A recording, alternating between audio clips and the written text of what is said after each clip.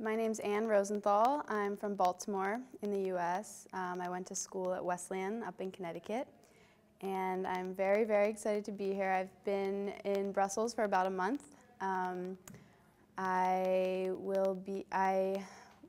knew when I was going into my senior year at college that I wanted to go abroad, and specifically to a French-speaking country, since I'd taken French, and no one really understood why I ever took French, but I loved it, and I knew it would serve me well one day, so I was determined to go somewhere in the Francophone world.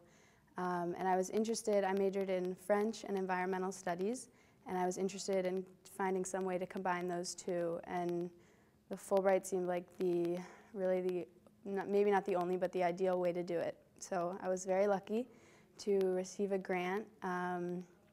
Belgium had some particularly innovative programs, environment-related programs, so I knew that I wanted to come here. I saw that one of the universities here provided or had a great program, a master's in environmental studies. So with the Fulbright, I'll be doing my own research, looking at the ways EU countries, Belgium in particular, are trying to stimulate demand for more environmentally friendly or greener, like we say, products.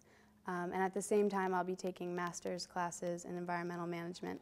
And I've already met a lot of people I'll be working with doing my research, some professors, and everyone seems very excited that I'm here, very open to collaborating, and it's been wonderful so far.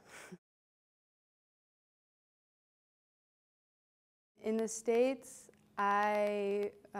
whenever I mentioned, or my mom mentioned after I neglected to mention that I'd gotten a Fulbright, people were always very impressed and, you know, wow. And it is different here. It's less recognized, but I think maybe starting to become a more familiar title. But it's definitely, I'm excited. I think it will open a lot of doors for me in the future. I know it will, and I've met people who have done Fulbrights in the past, or have gone abroad with Fulbrights in the past, and they're always so excited to talk about it, and you know, can't stop saying how meaningful it was to them and how worthwhile and all the things they learned and how much fun they had. So I'm very excited. I was very, very lucky, and I really was ecstatic to have gotten one. The application process was definitely daunting at first, but I just made myself use all the resources I could find. I emailed people who had done Fulbrights in the past, been in similar regions where I knew that interested me. And through a past Fulbrighter, for example, I was connected to a researcher here at the university where I wanted to study, doing exactly what I wanted to look at, what I wanted to do here. So I was you have to really be resourceful and creative and determined.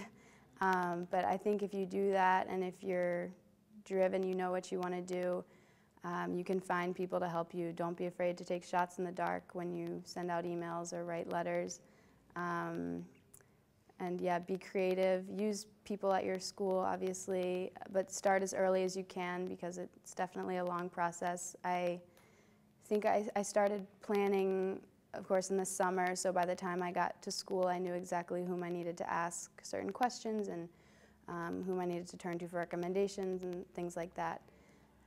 So start early and persist, and if you're lucky enough to get one, you'll be so happy that you spent all those long nights perfecting your proposal and application.